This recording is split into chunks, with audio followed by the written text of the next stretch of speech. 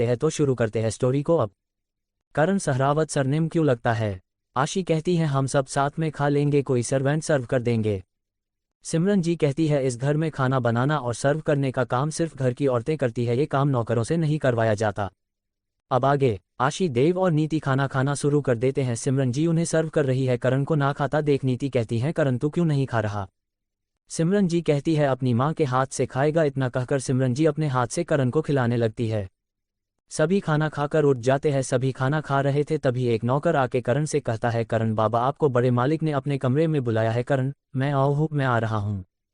इतना कहकर करण वहां से चला जाता है। जाने से पहले एक बार अपनी माँ की ओर देखता है। सिमरन जी आंखों से शांति से बात करने का इशारा करती है, फिर करण भी चला जाता है।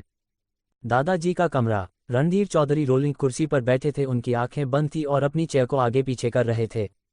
जैसे ही करण दरवाजे पर नॉक करने वाला होता है उससे पहले ही रणधीर चौधरी कहते हैं अंदर आ जाओ। करण अंदर आकर उनके सामने खड़ा हो जाता है। रणधीर जी कहते हैं तुमने झूठ क्यों बोला सबसे? करण किस झूठ की बात करो हो आप दादाजी? मैं किम समझा कोनी, किस झूठ की बात कर रहे हो आप दादाजी? मैं कुछ समझा नहीं। रणधीर चौधरी इतने भी ना समझ नहीं हो जो मेरी बात ना समझ पाओ। 2 महीने से वो लड़की किसी बिजनेस ट्रिप पर नहीं गई, इस झूठ की बात कर रहा हूँ। सिर्फ उस लड़की के चलते तुम 2 महीने इस घर से दूर रहे। करण कहता है मैं मानू हूँ कि मैंने झूठ बोला, लेकिन यो झूठ मैंने क्यों बोला यो मैं किसे न भी बताना जरूरी ना समझता। मैं मानता हूँ कि मैंने झूठ बोला, लेकिन ये झूठ मैंने क्यों बोला ये मैं किसी को भी बताना जरूरी नहीं समझता।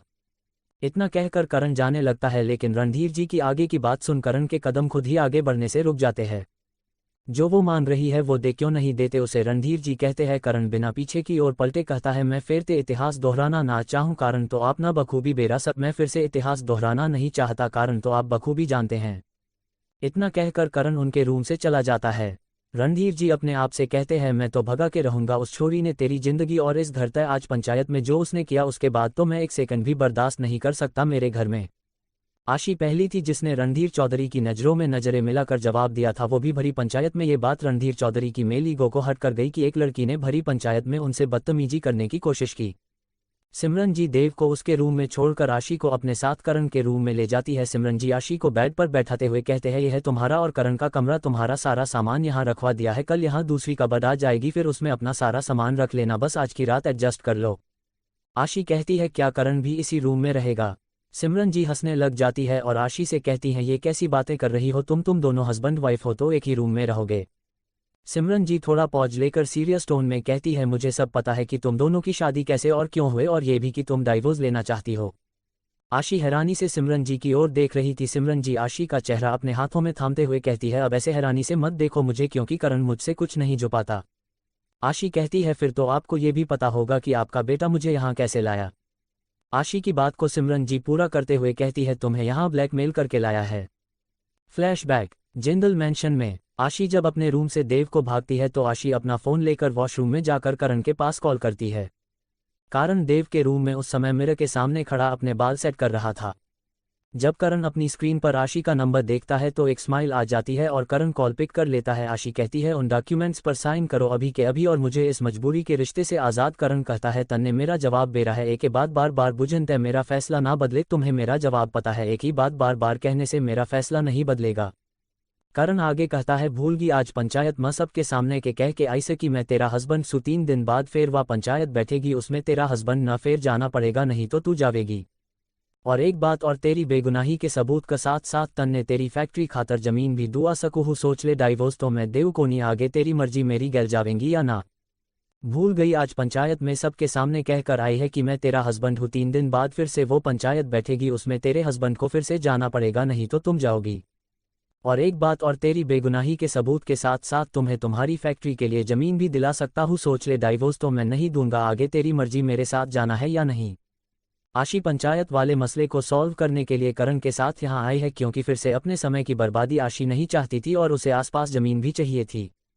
फ्लैशबैक एंड आशी से सिमरन जी कहती है एक सलाह देना चाहूंगी, हमेशा याद रखना तुम्हारा और करण का रिश्ता जैसा भी है उसके बारे में इस घर में किसी को पता नहीं चलना चाहिए। तुम्हारे बीच में जो भी प्रॉब्लम क्यों ना हो आपस में बैठकर सुलझाना, किसी तीसरे को इन्वॉल्व मत करना।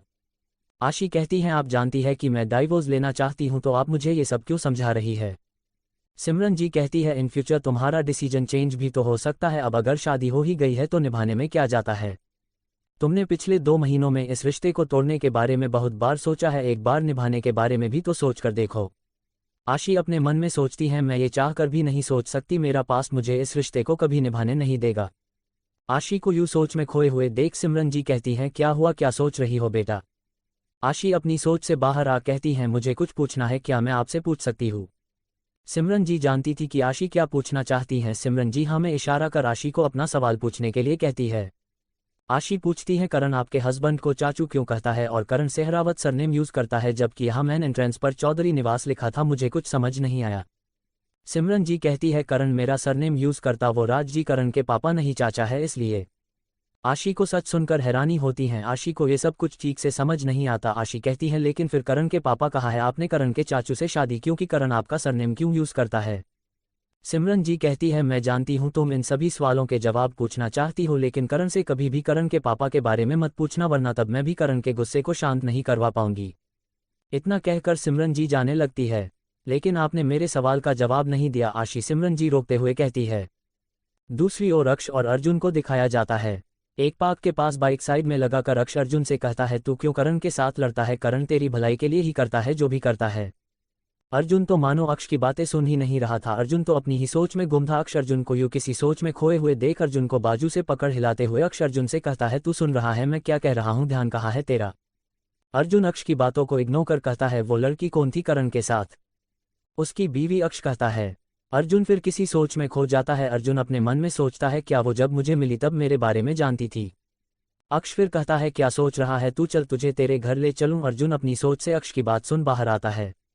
नहीं मुझे घर नहीं जाना, अर्जुन कहता है। अक्ष कहता है, घर नहीं जाना तो कहाँ जाना है? अर्जुन कहता है, चल आज तेरे घर चलते हैं। इतना कहकर अर्जुन बाइक पर जाकर बैठ जाता है। अक्ष उसके पीछे, दोनों अक्ष के घर के लिए निकल जाते हैं। दूसरी ओर जंगल का सीन दिखाया जाता है। अयान अपने सामने खड़े आदमी से कहता है, मैंने तुम्हारे कहने पर आशी जिंदल का नाम बदनाम करने के लिए वो सब किया। अब जिंदल के गार्ड्स मुझे पागलों की तरह ढूंढ रहे हैं, अगर मैं आशी जिंदल के हाथ लग गया तो मुझे नहीं पता वो क्या करेगी मेरे साथ। मेरा इंडिया से बाहर निकलने का इंतजाम करो। सामने वाला कहता है, तुम टेंशन मत लो, तुम्हें ऐसी जगह भेजूंगा जहां से तुम्हारा आशी जिंदल बाल भी बाका नहीं कर पाएगी। इतना कहकर सामने वाला अपनी गन निकालकर अयान पर शूट कर देता है। अयान को कुछ समझने या बचने का कोई मौका नहीं मिला था। अयान की लाश को देखते हुए कहता है, आकाश जिंदल के पूरे खानदान को मैं बर्बाद कर कर रहूंगा, चाहे जो हो जाए अपना बदला लेकर रहूंगा जिंदल खानदान को मिटाकर। अयान की लाश को ये सोच कि जंगली जानवर खा जाएंगे वही जंगल में छोड़ वो शख्स चला जाता है। कौन है जिसने अयान को मारा और किस बात का बदला लेना चाहता है वो जिंदल परिवार से? क्यों करता है करण अपने पापा से नफरत और कहा है वो और क्योंकि सिमरन जी ने राज जी से शादी? एपिसोड 22 लाख बार नाराज। अयान की लाश को देखते हुए कहता है, आकाश जिंदल के पूरे खानदान को मैं बर्बाद कर कर रहूंगा, चाहे जो हो जाए अपना बदला लेकर रहूंगा जिंदल खानदान को मिटाकर। अयान की लाश को ये सोच कि जंगली जानवर खा जाएंगे वही जंगल में छोड़ वो शख्स चला जाता है। अब आगे जिंदल मैंशन में आकाश जी का कमरा। श्री अचानक से रात को उठती है और पहले आकाश जी को चेक करती है कि वो सो रहे हैं या नहीं। उसके बाद धीरे कदमों से उठकर अपनी अलमारी के पास जाती है। एक बार श्री पीछे मुड़कर आकाश जी की ओर देखती है, उन्हें सोता हुए पाकर श्री अपने कपड़ों में से एक लाल कपड़ा निकलती है। इस लाल कपड़े को सबसे ऊपर फैला कर रखती है और उसके बाद अपनी साड़ी के पल्लू की लगी गांठ को खोलती है। उसमें कुछ चावल के दाने होते हैं। उन्हें श्री उस लाल कपड़े में बांधकर साइड दराज में रखकर लॉक कर देती है। श्री की आंखें नम थी। वही आकाश जी श्री को देख रहे थे। आकाश जी अपने मन में कहते हैं, ना जाने क्यों श्री तुम आशी से इस तरीके से व्यवहार करती हो। इन 6 सालों में बहुत कुछ बदल गया। उस हादसे ने मेरी बच्ची और तुम्हें दोनों को बदल दिया। आशी की विदाई के समय चुपके से कुछ चावल श्री ने अपनी झोली में रख दिए थे। चौधरी निवास करण का कमरा। आपने मेरे सवाल का जवाब नहीं दिया, आशी सिमरन जी को रोकते हुए कहती है। क्योंकि बताना जरूरी ना समझती। दरवाजे से आवाज आती है। जैसे ही आशी और सिमरन जी उस और देखती है, वहां खाने की प्लेट हाथ में लिए करण खड़ा था। सिमरन जी एक गहरी सांस लेती है और अपने मन में कहती है, अब ये आशी पर गुस्सा हो गया तो। करण अंदर आकर उस खाने की प्लेट को साइड टेबल पर रखकर सिमरन जी को बेड पर बैठाता है और उनसे कहता है, माँ आप भी खाना खा लीजिए, हम सबका ख्याल रखने के चक्कर में आप अपना ख्याल रखना भूल जाती है। इतना कह करण खाने की प्लेट उठाकर उसमें से एक निवाला तोड़कर सिमरन जी की ओर करता है। सिमरन जी मना करते हुए कहती है, नहीं करण, मुझे नहीं पता कि अभी उसने खाना खाया है या नहीं, तो मैं कैसे खा सकती हूँ अपने बच्चों के खाने से पहले। करण उस निवाले को वापस से प्लेट में रखते हुए कहता है, वो कब तक घर ना आया? वो कब से घर नहीं आया? पिछले 3 दिन से, सिमरन जी जवाब देते हुए कहती है। करण कहता है देखना तड़कई ती घर न आ जावेगा, और रही बात उसने रोटी खाई या ना ई बेबेरा लाया, देखना वो कल तक घर आ जाएगा, और रही बात उसने खाना खाया या नहीं अभी पता लगाया। इतना कहकर करण अपना फ़ोन निकाल किसी के पास कॉल करता है। 2 ही रिंग में उधर से कॉल पिक कर ली जाती है। करण कहता है फ़ोन स्पीकर पर रख, फ़ोन स्पीकर पर रख। सामने वाला ऐसा ही करता है। करण अपना फ़ोन अपनी माँ की ओर कर देता है। सिमरन जी करण का फ़ोन लेकर कहती है हेलो बेटा, तू सुन रहा है ना, इस बार तू क्यों चला गया? तेरी करण के साथ लड़ाई भी नहीं हुई, फिर क्यों गया अपनी माँ को छोड़कर? उधर से एक लड़के की आवाज़ आती है अब तो आपका बड़ा बेटा भी आ गया अपनी वाइफ को लेकर, मेरे हिस्से का प्यार अब एक जगह और बढ़ जाएगा। करण का फ़ोन भी स्पीकर पर था। आशी उस आवाज़ को सुनकर कहती है मुझे ये आवाज़ ऐसी क्यों लग रही है कि मैंने पहले कहीं सुनी है। सिमरन जी का गला भर आता है। वो कहती हैं ये तुम कैसी बातें कर रहे हो, तुम्हें तो खुश होना चाहिए कि तुम्हारे भाई भाभी घर आ गए, उनसे मिलने नहीं आएंगे। कोई भाई नहीं है मेरा, हाँ पर करण की वाइफ से जरूर कल मिलूंगा, करण का छोटा भाई कहता है। वो आगे कहता है माँ मुझे पता है आपने फ़ोन क्यों किया है, आप खाना खा लीजिए, मैंने खा लिया है, इतना कहकर कॉल कट कर देता है। करण कहता है अब तो खा ले, उसने भी खा लिया, अब तो खा लो, उसने भी खा लिया। इतना कहकर करण अपनी माँ को अपने हाथ से खाना खिला देता है। आशी तो उन दोनों माँ बेटे का प्यार देख रही थी। फिर आशी अपने बैग से रात को पहनने के कपड़े ले वॉशरूम में चली जाती थी। आशी के वॉशरूम से जाने के बाद सिमरन जी करण से कहती हैं आशी पर गुस्सा मत करना कि वो मुझसे वो सब पूछ रही थी, वो तुम्हारी वाइफ है, उससे तुम्हारे बारे में सब जानने का हक है, वैसे इस तरीके से कितने दिन और रोक पाओगे उसे यहाँ? करण कहता है ठीक है मैं समझ गया आपके कहना चाहो, रही बात आड़े रोकन की तो मैंने सोचा था कि उसने अपने बारे में बताऊंगा, लेकिन उसके तो बचपन का किम यादें कोनी, पहले अब सब याद दिलाना पड़ेगा। ठीक है मैं समझ गया आप क्या कहना चाहते हो, रही बात यहाँ रोकने की तो मैंने सोचा था कि उसे अपने बारे में बताऊंगा, लेकिन उसे तो बचपन का कुछ भी याद नहीं, पहले अब सब याद दिलाना पड़ेगा। करण कहता है अब आप भी जाके रेस्ट करो, अब आप भी जाकर रेस्ट करो। सिमरन जी अपने झूठे बर्तन लेकर चली जाती है। सिमरन जी के जाने के बाद जैसे ही आशी वॉशरूम से निकल कर आती है, करण आशी को अचानक से खींचकर दीवार से सटा आशी को वार्निंग देते हुए कहता है आज जो भी माँ तय पूछा वे सवाल दोबारा तय अगर मैंने सुन लिए तो मेरे तय बुरा कोई कोनी होवे, आज जो भी माँ से पूछा वो सवाल दोबारा से अगर मैंने सुन लिए तो मुझसे बुरा कोई नहीं होगा। आशी करण को दूर करते हुए कहती है हो गया तुम्हारा, इतना कह करण को इग्नोर कर बेड पर सोने चली जाती है। करण अलमारी से अपने कपड़े निकाल वॉशरूम में जाते हुए कहता है मेरी बात याद रखिए, माँ के सामने वे सवाल दोहराने नहीं चाहिए, मेरी बात याद रखना, माँ के सामने ये सवाल दोहराने नहीं चाहिए। दूसरी कॉल कटने के बाद करण के भाई से कहता है तूने ताई से झूठ क्यों बोला कि तूने खाना खा लिया? करण का भाई कहता है मैं झूठ नहीं कहता तो माँ भी खाना नहीं खाती, चाहे जो भी हो मैं माँ को मेरे कारण भूखा नहीं रहने दे सकता। किसी ने मुझसे कहा था दुनिया से लाख बार नाराज हो जाना लेकिन जन्म देने वाले से एक बार भी नहीं। चल सो जा, अब मुझे नींद आ रही है। इतना कहकर करण का भाई सोने चला जाता है। करण का कमरा। करण वॉशरूम से चेंज कर कर आता है। आशी बेड पर लेटी हुई थी। करण भी जाकर बेड की दूसरी ओर लेट जाता है। जैसे ही आशी को महसूस होता है कि करण उसके बगल में सोने वाला है, आशी अचानक से उठकर बेड से दूसरी साइड खड़ी हो जाती है और करण की ओर उंगली पॉइंट करते हुए कहती है तुम यहाँ क्यों सो रहे हो? करण कहता है कि करूँ हूँ तय मतलब के है तेरा, क्या कर रहा हूँ से मतलब क्या है तुम्हारा? आशी तुम यहाँ बेड पर क्यों सो रहे हो? करण बेड सोन खातर होवे है, बेड सोने के लिए ही होता है। आशी कहती है लेकिन तुम मेरे पास बेड पर नहीं सो सकते, उतरो बेड से।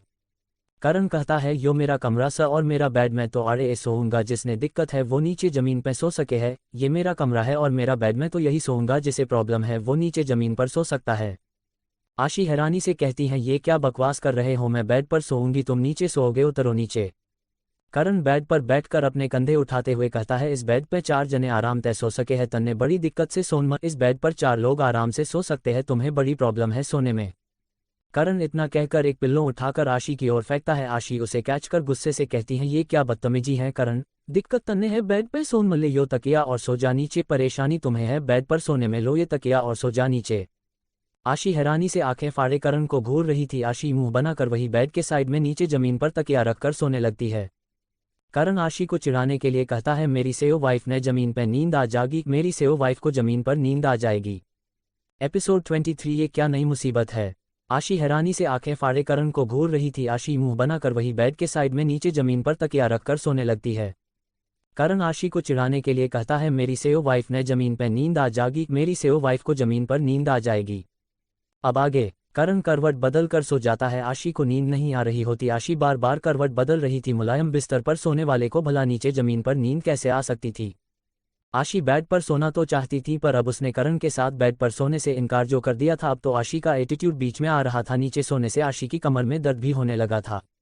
आशी सोचती है करण के सोने के बाद एक साइड सो जाती हूँ और सुबह उसके उठने से पहले उठ जाऊंगी। आशी हार थक कर अपने एटीट्यूड को साइड कर पहले करण के पास जाकर करण के सामने हाथ हिलाकर चेक करती है कि करण सो रहा है या नहीं। आशी को जब ऐसा हो जाता है कि करण सो रहा है, आशी भी बेड के दूसरी ओर जाकर सो जाती है। करण जो कि जगा हुआ था एक स्माइल कर अपने मन में कहता है अपना एटीट्यूड पहले ही साइड कर लिया होता तो इतनी देर तक परेशान नहीं होती। नेक्स्ट मॉर्निंग करण की जब आंखें खुलती है तो उसे अपने कंधे पर भर महसूस होता है। आशी करण के कंधे पर अपना सर रखकर सो रही थी। आशी को देखकर करण के चेहरे पर एक मीठी सी स्माइल आ जाती है। करण अपने कंधे से आशी का सर हटाकर तकिए पर रखकर वर्कआउट करने चले जाता है। कुछ देर बाद आशी को जब जाग आती है वो जल्दी से उठकर सोचती है कि करण के उठने से पहले ही उठ जाती हूँ, लेकिन आशी जब देखती है तो करण तो आशी से पहले ही उठकर जा चुका था। आशी ये देख अपनी आंखें कसकर बंद कर लेती है क्योंकि आशी ने सोचा था कि वो करण से पहले उठ जाएगी, लेकिन करण तो उससे पहले ही उठकर चला गया। आशी घड़ी में टाइम देखते हुए कहती है अभी तो 6 भी नहीं बजे, भगवान जाने ये लड़का इतनी जल्दी कैसे उठ गया। आशी बिस्तर से उठकर रेडी होने के लिए अपने बैग से कपड़े निकलती है तो देखती है उसके बैग में तो सिर्फ साड़ी ही साड़ी है। आशी चिढ़ते हुए कहती है अब ये क्या नई मुसीबत है। आशी यूट्यूब से देख जैसे तैसे साड़ी बांधने की कोशिश करती है, पर बार कोशिश करने पर भी आशी से साड़ी की प्लेट्स बन ही नहीं रही थी क्योंकि आशी को पहले भी साड़ी नाज ने पहनाई थी, आशी को पहननी आती नहीं थी। मैं हेल्प करूँ, पीछे से एक आवाज़ आती है। आशी पीछे मुड़कर देखती है तो वहाँ सिमरन जी खड़ी थी। सिमरन जी अंदर आते हुए कहती है लाओ मैं हेल्प करूँ। आशी उन्हें हेल्प करने से मना नहीं करती। कुछ ही देर में सिमरन जी आशी को रेडी कर देती हैं। कुछ देर में आशी रेडी होकर अपने कंपनी जाने के लिए नीचे आती हैं। जैसे ही आशी बाहर जाने वाली होती है तभी जोर से पीछे से आवाज़ आती है इस घर की बहुएं घर से बाहर नौकरी करने नहीं जाती। आशी एक गहरी सांस ले पीछे मुड़ती है और अपनी साड़ी के पल्लू को अपने सर पर रख लेती है क्योंकि सामने रणधीर चौधरी खड़े थे। आशी रणधीर चौधरी की आंखों में आंखें डाले कहती हैं किसने कहा आपसे मैं नौकरी करने जा रही हूं, मैं तो नए नए लोगों के लिए नौकरी निकालने और उन्हें नौकरी पर रखने जा रही हूं। रणधीर चौधरी को आशी का यूं पलट कर जवाब देना पसंद नहीं आता, उन्हें गुस्सा आने लगता है। वो तेज आवाज में आशी से कहते हैं इस घर की बहुएं कमाने नहीं जाती। आशी फिर पलट कर जवाब देती है मैं कमाने नहीं जा रही बल्कि मैं तो कमाने का जरिया बनाने जा रही हूं। इस बार रणधीर चौधरी की आंखें गुस्से से आग उगल रही थी। रणधीर चौधरी गुस्से से चिल्लाते हुए कहते हैं करण करण आगे संभाल ले तेरी घरवाली वाइफ ने। रणधीर जी की इतने गुस्से से भरी आवाज सुनकर सभी घर वाले हाल में जमा हो जाते हैं। रणधीर जी अपनी लाल आंखों से आशी को घूर रहे थे। सभी घर वाले समझ गए कि हो ना हो रणधीर जी आशी पर ही गुस्सा है। रणधीर जी फिर से गुस्से में कहते हैं करण जल्दी से जल्दी मेरे सामने आ। तभी एक नौकर घर का आगे आते हुए अपनी नजरें झुकाकर कहता है बड़े मालिक करण बाबा ग्राउंड में बच्चों को कबड्डी सिखाने गए हैं, बुलाओ उसे। इतना कह रणधीर जी गुस्से से हॉल के बीचों बीच रखी अपनी कुर्सी पर बैठ जाते हैं। वो नौकर वहां से जाने लगता है तो आशी उन्हें रोकते हुए कहती है काका रुकिए, आपको कहीं जाने की जरूरत नहीं, मैं ही कॉल कर बुला लेती हूँ, आपके आने जाने में तो बहुत टाइम वेस्ट हो जाएगा, इतना फ्री टाइम नहीं है मेरे पास। इतना कहकर आशी करण के पास फोन मिला देती है। पहले बार में करण कॉल पिक नहीं करता, आशी दोबारा मिलाती है। इस बार करण कॉल पिक कर लेता है। आशी करण से कहती है तुम्हारे दादाजी तुम्हें घर बुला रहे हैं, प्लीज जल्दी आना। किम हुआ सब कुछ हुआ है? करण पूछता है। आशी हुआ नहीं है, होने वाला है तमाशा। करीब 15 मिनट में करण घर आ जाता है। करण के कपड़े पसीने से भीगे हुए थे क्योंकि करण सुबह से ही बाहर था, पहले अपना वर्कआउट किया फिर बच्चों को सिखाने चला गया। करण अंदर आते हुए कहता है कि होगा जो इतनी जल्दी बुलाया, क्या हो गया जो इतनी जल्दी में बुलाया? आशी रुड वॉइस में कहती हैं अपने दादाजी के साथ मैटर सॉल्व करो, मैं तो चली कंपनी। इतना कहकर आशी घर से बाहर जाने लगती है। रणधीर चौधरी गुस्से भरी आवाज में कहते हैं रुक जा लड़की, तू इस घर की मर्यादा को लंघ कर जा रही है। आशी पीछे पलट कर कहते हैं क्या मैं अगर अपनी डैड की कंपनी इस घर से जाकर संभालने वाली हूं तो इसमें इस घर की मर्यादा कहाँ लंघ दी है? मैंने न जाने आप कौन से जमाने में जी रहे हैं, लड़कियां मंगल पर पहुंचने को तैयार बैठी है और आप मुझे मेरी कंपनी नहीं जाने दे रहे। मेरी कंपनी ना जाने से सिर्फ मेरा नुकसान नहीं है, वह काम कर रहे हैं हजारों लोगों का नुकसान है, आपको जो करना है वह कीजिए, मैं तो चली। इतना कहकर आशी घर से बाहर आ जाती है। रणधीर चौधरी गुस्से से अपने मुठिया बंद कर लेते हैं और करण से कहते हैं समझा ले अपनी बीवी को, इस घर के तौर तरीके में रहना है तो इस घर में रहे वरना इस घर को छोड़कर जा सकती है। करण कहता है वह इस घर को छोड़कर चली जाएगी लेकिन याद रखना उसके साथ मैं भी जाऊंगा। सिमरन जी अपनी नजरें झुकाकर कहती है बाबूजी ये तो गलत है ना, जब हमें पहले से ही पता है कि आशी इतनी बड़ी कंपनी संभालती है तो हम इस तरीके से आशी को वह कंपनी छोड़ने के लिए फोर्स नहीं कर सकते, खासकर तब तक तो बिल्कुल भी नहीं जब तक उसकी फादर की कंपनी को उसके बाकी के भाई बहनों में से कोई और नहीं संभाल लेता। और सोचिए कल को हमारी मितू अगर बाहर जाकर अपने पैरों पर खड़ी होने चाहेगी तो क्या हम उसको आगे बढ़ने से रोकेंगे? अगर आप रोकना चाहते हैं तो मैं भी आपके खिलाफ खड़ी हो जाऊंगी अपनी बच्ची की खुशी के लिए। बाबूजी, अगर बच्चे अपने पैरों पर खड़े हो जाते हैं तो ये हर माता पिता के लिए गर्व की बात होती है, हमें तो उनका साथ देना चाहिए जब तक वह सही है तब तक।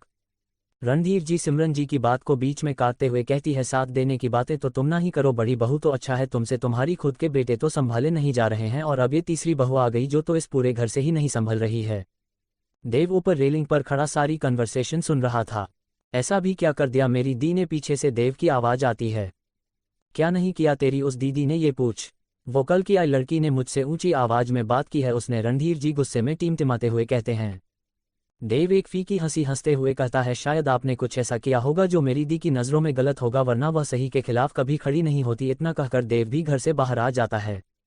घर के बाहर आशी रोनी को कॉल करके गुस्से से चिल्लाते हुए कहती हैं, अभी तक कार क्यों नहीं आई यहाँ।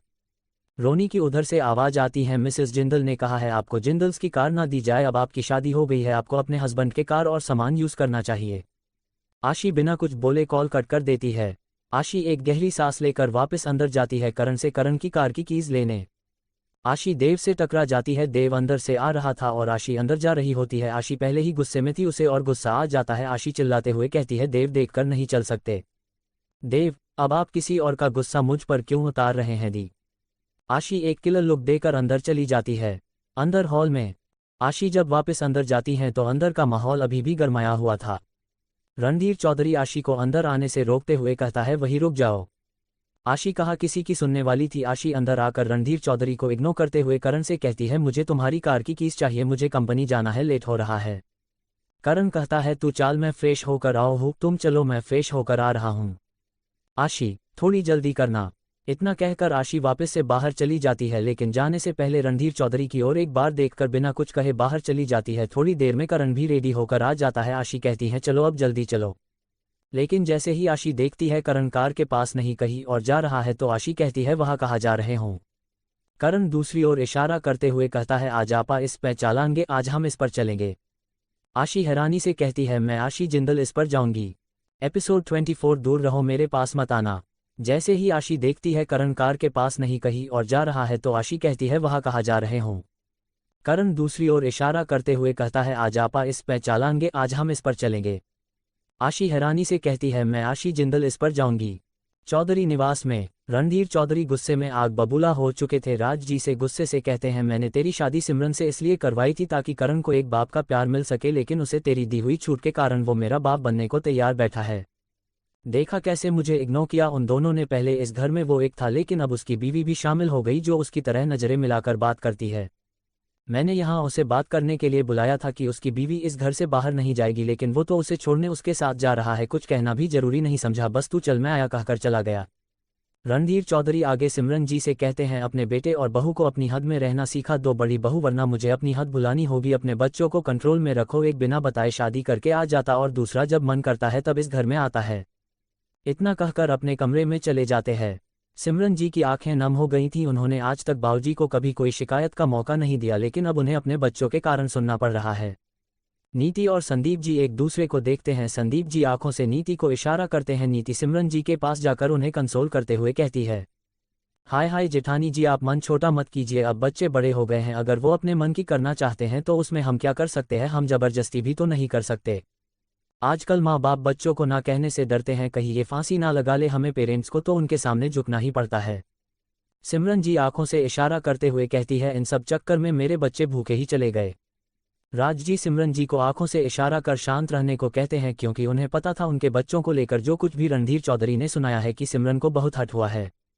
अगर करण और उसके भाई की नहीं बनती तो इसमें राज जी और सिमरन जी क्या कर सकते हैं भला। एक पेरेंट्स होने के नाते वो भी यही चाहते हैं कि उनके बच्चों के बीच में सब कुछ नॉर्मल हो जाए। घर के बाहर करण आशी से कार से दूसरी ओर इशारा कर कर कहता है, इस पर चलाएंगे, इस पर चलेंगे। आशी हैरानी के साथ एटीट्यूड से कहती है, मैं आशी जिंदल इस पर जाऊंगी।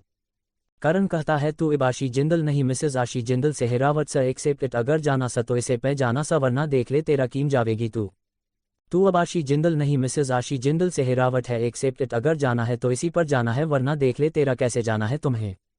आशी इरिटेट हो चुकी थी पहले अंदर रणधीर चौधरी की बातों से, अब करण की बातों से। श्री ने भी उसे लेने के लिए गाड़ी भेजने से मना कर दिया था। आशी को करण की बात माननी ही थी और कोई चारा ही नहीं था। आशी चिढ़ते हुए कहती है, ओके फाइन। कारण जाकर अपनी बुलेट पर बैठ जाता है और आशी से कहता है, आजा बैठ जा। आशी अपनी पूरी लाइफ में कभी भी बाइक पर नहीं बैठी थी और आज तो उसने ऊपर से साड़ी पहनी हुई थी। आशी को समझ नहीं आ रहा था कि वह कैसे बैठें। करण आशी को यूं सोच में गुम देख कर कहता है, इब्के हो या नू मत कहिए कि आज तक पहले तू बुलेट पे ना बैठी। आशी कोई जवाब नहीं देती लेकिन उसकी शक्ल बता रही थी कि आशी सच में बाइक पर नहीं बैठी। पीछे से देव आकर करण से कहता है, दी सच में कभी बाइक पर नहीं बैठी। देव आगे कहता है, मुझे आपसे कुछ बात करनी है, क्या आप साइड में आएंगे।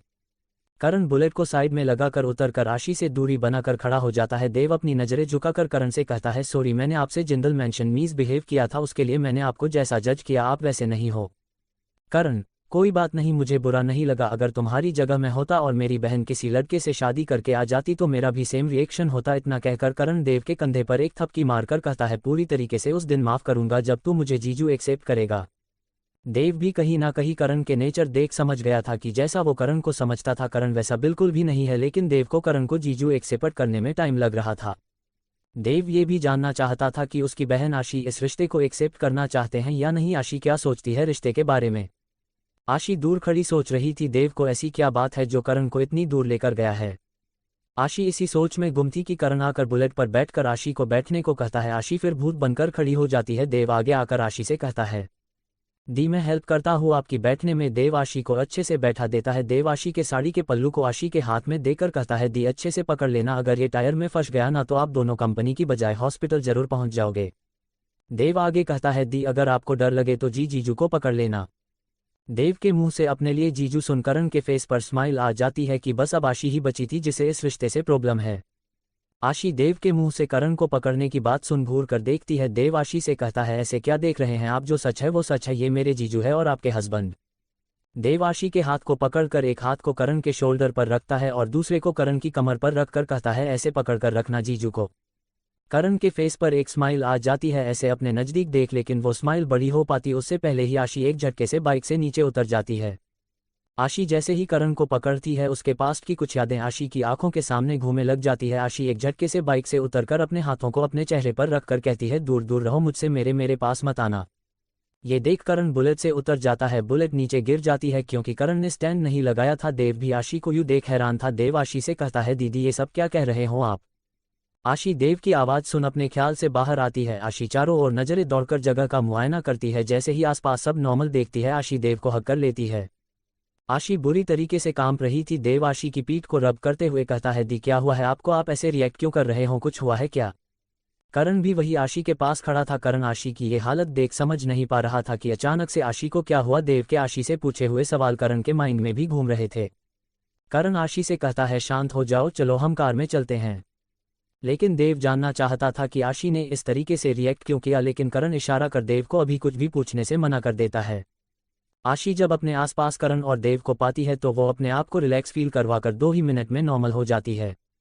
करण कार लेकर आशी के सामने आ जाता है। आशी बिना कुछ बोले कार में बैठ जाती है। देव भी कार में पीछे सीट पर बैठ जाता है। आशी बस कार से बाहर देख रही थी। आशी ने पूरे रास्ते किसी से कोई भी बात नहीं की थी। करण ड्राइविंग करते हुए बार बार आशी को देख रहा था। देव करण की आंखों में अपनी बहन के लिए फिक्र साफ साफ देख पा रहा था। कुछ देर में तीनों जिंदल टेक्सटाइल पहुंच जाते हैं। आशी कार से उतरकर सीधा अपने केबिन में चली जाती है। मेन एंट्रेंस पर खड़ा राघव और रोनी दोनों ही आशी के पीछे पीछे आशी के केबिन की ओर जाने लगती है। आशी अपनी कोल्ड वॉइस में रोनी से कहती है, मिस्टर अयान का कुछ पता चला। रोनी और राघव दोनों के ही कदम रुक जाते हैं। दोनों एक दूसरे को देखते हैं, फिर आशी को। आशी कहती है, जबान पर ताला क्यों लगा है, कुछ बोलो। आशी की आवाज़ सुन दोनों ही तेज कदमों से आशी के पीछे लिफ्ट में आ जाते हैं। रोनी कहता है, मिस जिंदल अयान की डेथ हो चुकी है कल रात। आशी सेम एक्सप्रेशन से कहती है, तुम्हें कैसे पता चला। इस पर राघव कहता है, एक इंस्पेक्टर आपका आपके केबिन में वेट कर रहा है, उन्होंने ही हमें बताया है। नाज का कॉलेज। नाज कॉलेज में जैसे ही मीतू को देखती है नाज नाराजगी के साथ कहती है, क्या कह रही थी तू मेरी दी के बारे में, जा मैं तुझे बात नहीं करूंगी। मीतू कहती है, मैंने झूठ कहाँ कहा है ही तेरी दी से डू, मैंने कभी भी तेरी दी को हंसते हुए नहीं देखा, और बता क्या कहूँ उन्हें। नाज मुंह फुलाकर कहती है, अगली बार मेरी दी के बारे में ऐसा कहने से पहले याद रखना कि वो तेरी भाभी भी है अब। मीतू, अच्छा बाबा सॉरी, आगे से ध्यान रखूंगी। नाज कहती है, जा माफ किया, तू भी याद क्या रखेगी। इतना कह दोनों ही हंसने लग जाती है और क्लास की ओर चली जाती है। क्यों किया आशी ने ऐसे रिएक्ट किया हुआ है उसके पास में, जिसे सोच आज भी काम जाती है। आशी कौन है, वो इंस्पेक्टर आशी से मिलने आया है। एपिसोड 25 आप मुझे भूल गए। नाज मुंह फुलाकर कहती है, अगली बार मेरी दी के बारे में ऐसा कहने से पहले याद रखना कि वो तेरी भाभी भी है अब। मीतू, अच्छा बाबा सॉरी, आगे से ध्यान रखूंगी। नाज कहती है जा माफ किया, तू भी याद क्या रखेगी। इतना कह दोनों ही हंसने लग जाती है और क्लास की ओर चली जाती है। अब आगे करण देव से पूछता है क्या आशी ने आज से पहले भी कभी ऐसा कुछ रिएक्ट किया है। देव पता नहीं जीजू, मेरे सामने तो दी ने आज पहली बार ऐसे रिएक्ट किया, मैं भी जानना चाहता हूँ दी ने इस तरह से रिएक्ट क्यों किया। देव आगे कहता है शायद हो सकता है जो 6 साल पहले एक्सीडेंट हुआ था उससे उन्हें डर लगता हो। इतना कह देव कार से उतरकर कंपनी के अंदर चला जाता है। करण वही सोच में कार में बैठा रहता है। करण अपने मन में कहता है शायद बात की मोड़ है जो आशी सबसे छिपा कर बैठी है, पर कि शायद बात कुछ और है जो आशी सबसे छिपा कर बैठी है, पर क्या। आशी का केबिन। आशी अपने केबिन में जाती है। आशी के केबिन में पुलिस इंस्पेक्टर बैठा था। आशी अंदर आते हुए अपनी कोल्ड वॉइस में कहती है इंस्पेक्टर क्या आप इतने फ्री है जो आप मेरा यहाँ बैठकर पिछले आधे घंटे से वेट कर रहे हैं। इंस्पेक्टर कहता है इंतजार तो करना ही पड़ेगा ना, आखिर कत्ल जिसका हुआ है उसे जिंदल्स के गार्ड्स चौरा और ढूंढ जो रहे हैं। इतना कहकर इंस्पेक्टर अपनी जगह से खड़ा हो जाता है। इंस्पेक्टर आशी को साड़ी और मांग में देख हैरान था। इंस्पेक्टर कहता है क्या बात मिस जिंदल, सॉरी अब तो आप मिसेस बन गई, लेकिन आपने किसी को बताया नहीं, इतना पैसा होने के बावजूद आपने ऐसे ही शादी कर ली। आशी चिढ़ते हुए कोल्ड वॉइस में कहती हैं आप जिस काम के लिए आए वो कीजिए, मेरी शादी से आपको मतलब नहीं होना चाहिए। इतना कह आशी अपनी चेयर पर बैठ इंस्पेक्टर को भी बैठने का इशारा करती है। आशी आगे कहती है क्यों ढूंढ रहे हैं मेरे गार्ड्स, ये तो आप भी जानते हैं। इंस्पेक्टर कहता है हाँ जानता हूँ, इसलिए तो मैं यहाँ आया हूँ क्योंकि मुझे शक है कहीं आपने ही तो नहीं मरवा दिया मिस्टर अयान को। आशी बड़े एटीट्यूड के साथ कहती हैं अगर मैं मरवाती तो आपको यहाँ आकर सवाल करने के लिए लाश नहीं मिलती मिस्टर अयान की। इंस्पेक्टर एक फीकी हंसी हंसते हुए कहता है जानता हूँ इतना तो आप क्या कर सकती है और क्या नहीं, अगर किसी का इतना बड़ा नाम है तो साथ में दुश्मन भी फ्री में मिलते हैं फेम और नेम के साथ साथ। आशी कहती हैं आई होप आपके सवाल जवाब कंप्लीट हो गए होंगे, अगर कुछ नहीं पूछना तो आप जा सकते हैं। इंस्पेक्टर खड़ा होकर जाने लगता है। दरवाजे तक जाकर इंस्पेक्टर पलटकर कहता है अब तो मिस्टर अयान के केस के सिलसिले में मिलते रहेंगे। इतना कह वो चला जाता है। आशी इंस्पेक्टर के जाने के बाद कहती है मीटिंग कितनी देर में है। राघव कहता है मैम सब आपका वेट कर रहे हैं। इतना सुन आशी अपनी चेयर से उठ मीटिंग रूम की ओर जाने लगती है।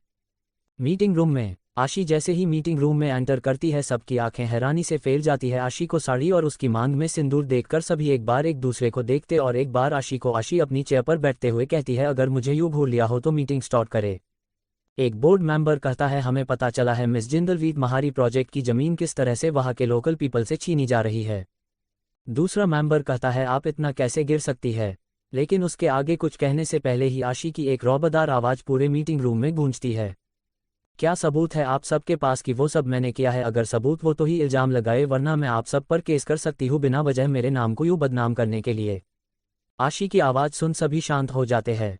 एक बोर्ड मेंबर कहता है आपके पास क्या सबूत है? ये सब आपने नहीं किया, अगर आपके पास सबूत है तो आप साबित कीजिए, हम फिर आपको और आपके नाम को बदनाम नहीं करेंगे। एक इन्वेस्टर कहता है जब तक ये मैटर सॉल्व नहीं हो जाता मैं अपनी इन्वेस्टमेंट वापस ले रहा हूँ। अब तो यान का मर्डर भी हो गया है, अब मुझे नहीं लगता कुछ ठीक भी होगा।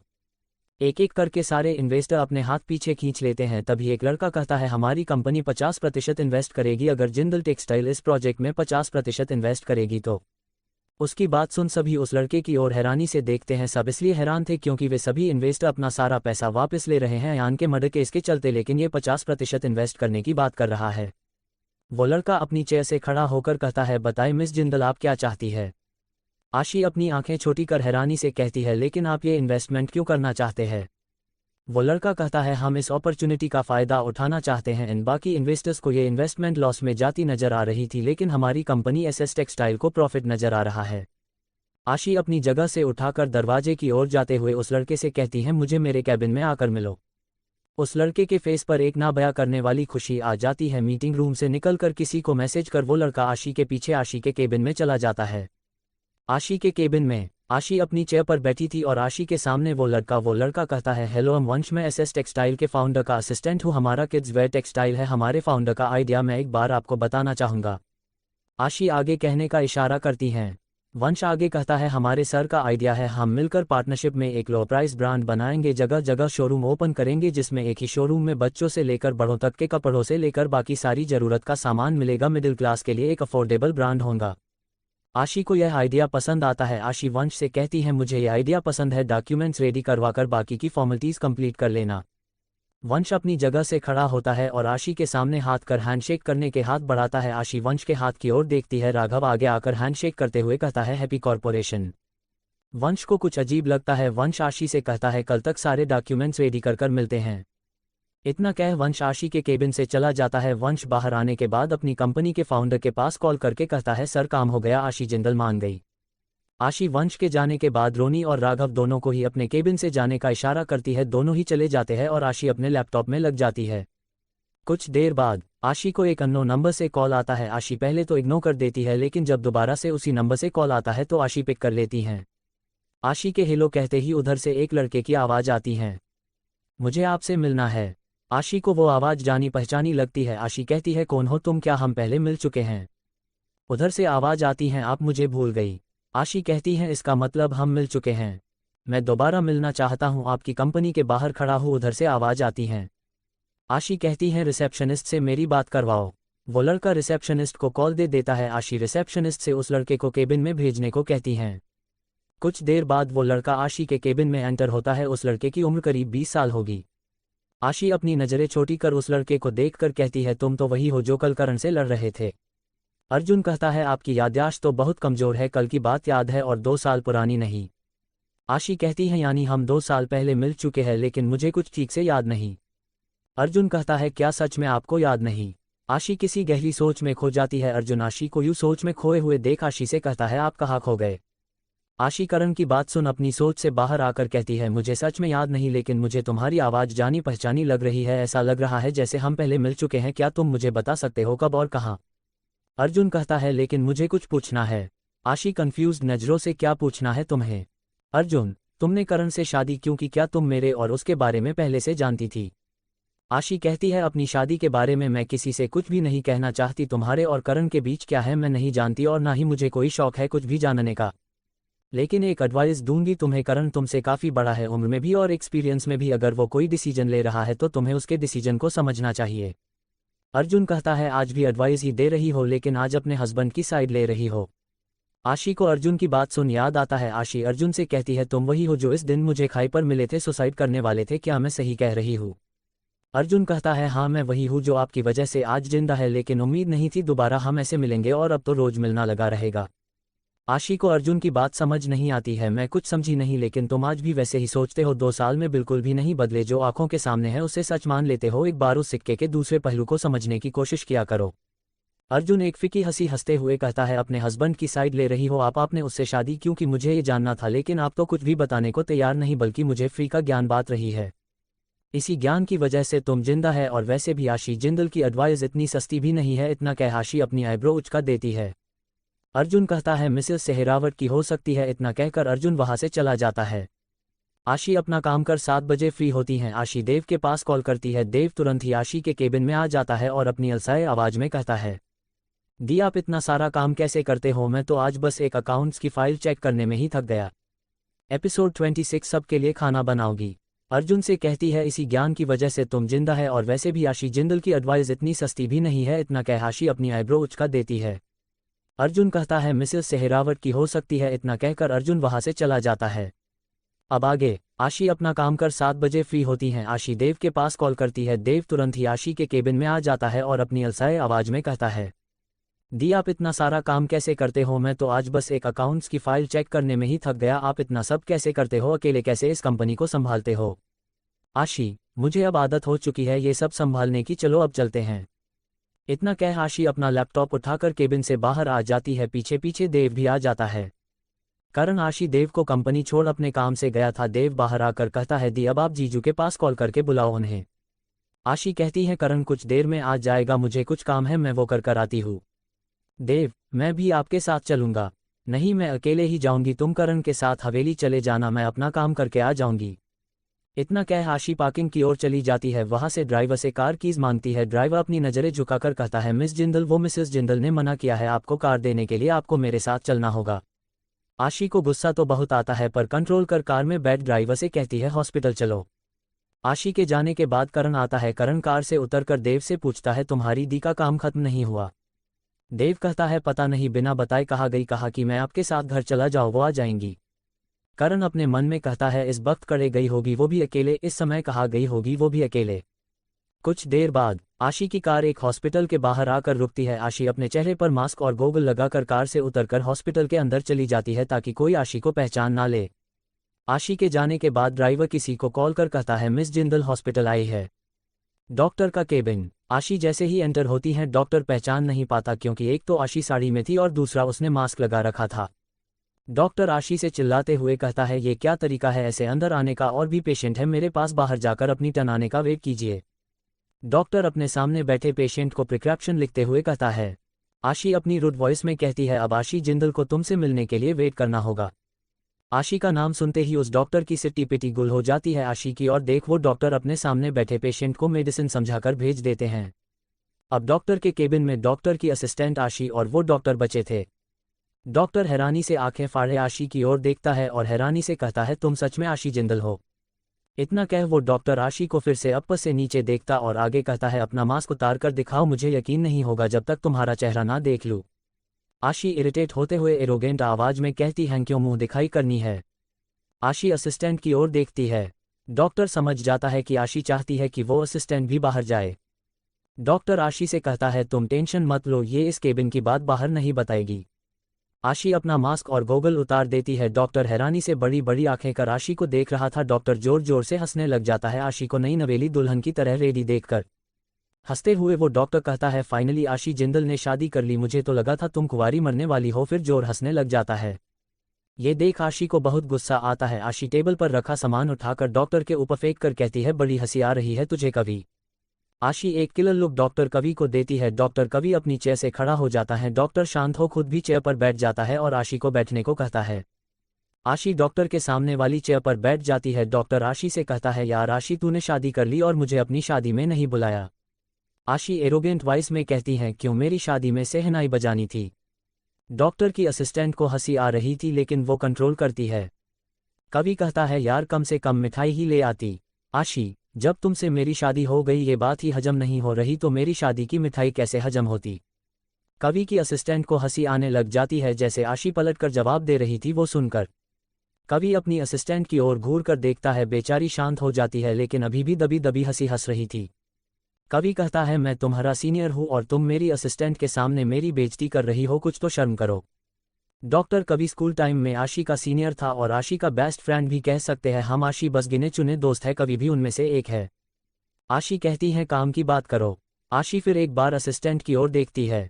कवि कहता है विश्वास करो ये किसी को कुछ नहीं बताएगी। आशी कहती है मुझे वो सब फिर से याद आ रहा है, मुझे वो सब भूलने के लिए मेडिसिन चाहिए।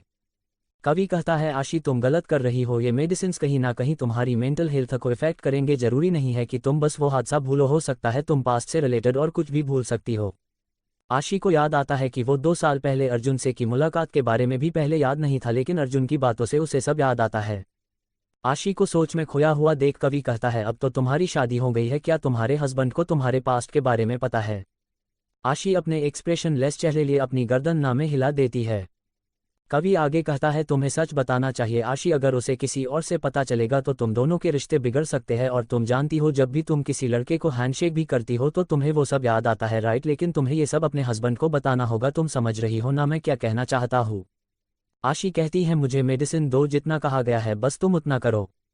डॉक्टर कवि आशी को अपने डोर से एक मेडिसिन निकल कर देता है और कहता है आशी एक बार सोच लो, ये मेडिसिन तुम्हारे लिए हार्मफुल है, एक बार इन्हें लेने से पहले फिर सोच लो, तुम्हें अपनी प्रॉब्लम अपने हस्बैंड से शेयर करनी चाहिए। जैसे ही आशी कवि के हाथ से उस मेडिसिन को लेती है कोई आशी के हाथ को पकड़ लेता है।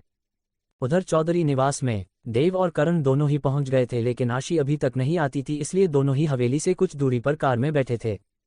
क्योंकि करण को पता था कि अगर वो आशी को साथ लिए बगैर अंदर गया तो उसके दादाजी फिर से कोई ना बखेड़ा करेंगे, क्योंकि सुबह तो वह निकल गया था इग्नोर करके लेकिन अभी तो उसे वापस से घर जाना था। कुछ देर बाद आशी की कार आती है। आशी जब देखती है कि करण और देव दोनों बाहर ही खड़े हैं तो आशी अपनी कार साइड में रुकवाकर कार से उतरकर ड्राइवर को जाने के लिए कहती है। आशी करण की कार में जाकर बैठ जाती है। आशी कहती है तुम दोनों मेरा यहाँ वेट क्यों कर रहे हो, तुम दोनों अंदर क्यों नहीं गए। देव कहता है क्या दी सुबह जो हुआ वो भूल गए आप। करण तब तक कार को हवेली के बाहर रोकता है। तीनों कार से उतरकर अंदर जाते हैं। रणधीर चौधरी वही हाल में बैठे थे, या ये कह लो इन तीनों का ही इंतजार कर रहे थे। रणधीर चौधरी उन्हें रोकते हुए कहते हैं मिल गई तुम तीनों को फुर्सत घर आने की। आशी रणधीर चौधरी को देख अपने सर पर पल्लू रख लेती है। एक एक कर सारे घर वाले आ जाते हैं। आशी कहती हैं जी बिल्कुल, तभी तो आ गए।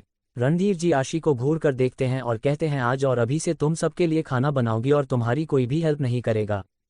देव आशी को हैरानी से देख रहा था। आशी ने जब से कंपनी संभाली थी तब से किचन में चाय बनाते हुए भी नहीं देखा था। उससे पहले आशी जरूर अपने भाई बहनों के लिए कुछ ना कुछ बना देती थी। देव करण से कहता है पिछले 6 सालों से दी कभी किचन में नहीं गई, वो खाना कैसे बनाएंगी। रणधीर चौधरी आगे कहते हैं 1 घंटा है तुम्हारे पास।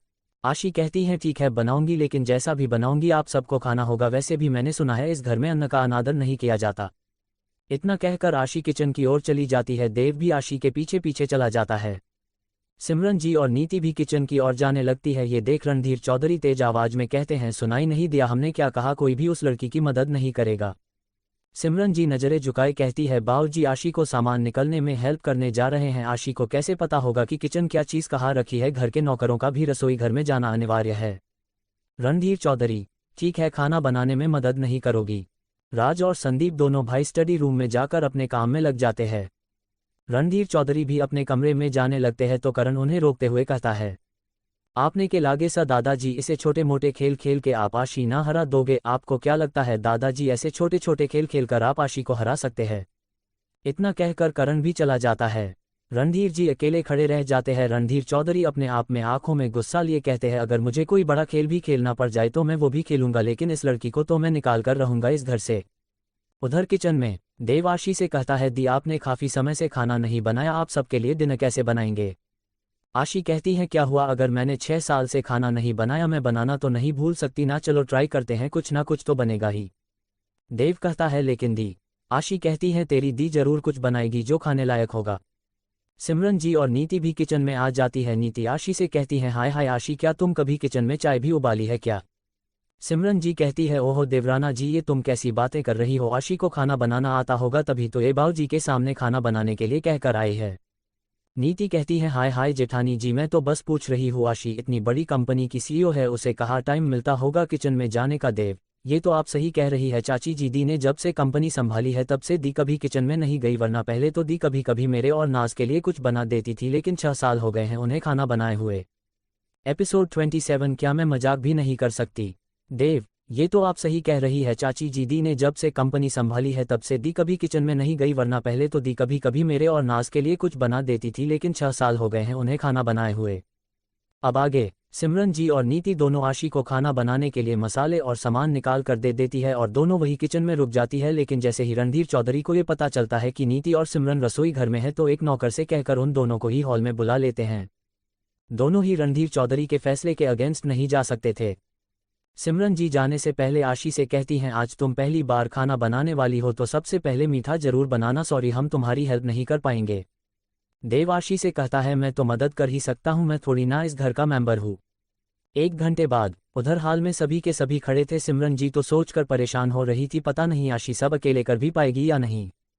रणधीर चौधरी सिमरन जी से कहते हैं बड़ी बहू तुम्हारी बहू को दिया हुआ समय पूरा हो गया है, जाओ और देखो कर क्या रही है वो तुम्हारी बहू रसोई घर में। सिमरन जी कहती है जी बाबूजी हम देखते हैं। इतना कहकर नीति और सिमरन दोनों ही किचन में चली गई। आशी सारा खाना रेडी कर लेती है। आशी खाने को देव को टेस्ट करने को कहती है। देव टेस्ट करके कहता है इस दाल में नमक बहुत ज्यादा है, बाकी सब तो ठीक है। आशी कहती है अब ये नमक कम कैसे होगा। सिमरन जी अंदर आते हुए कहती है मैं बताती हूँ नमक कैसे कम होगा। अंदर आकर सिमरन जी गेहूं के आटे की छोटी छोटी गोलियां बनाकर दाल में डालती हैं ताकि एक्स्ट्रा नमक आटे की गोलियां ले ले। कुछ देर में उन गोलियों को निकालकर चखते हैं तो अब नमक बिल्कुल स्वाद अनुसार हो गया था। आशी सिमरन जी से कहती हैं थैंक यू आंटी जी। सिमरन जी आशी को घूर कर देखती है। आशी समझ जाती है कि वो ऐसा क्यों कर रही है, क्योंकि सिमरन जी चाहती है कि आशी उन्हें मां कहकर बुलाए। आशी अपनी नजरें झुका लेती है। देव आशी के कंधे पर हाथ रख आशी को इशारा करता है। आशी सिमरन जी से कहती हैं थैंक यू माँ।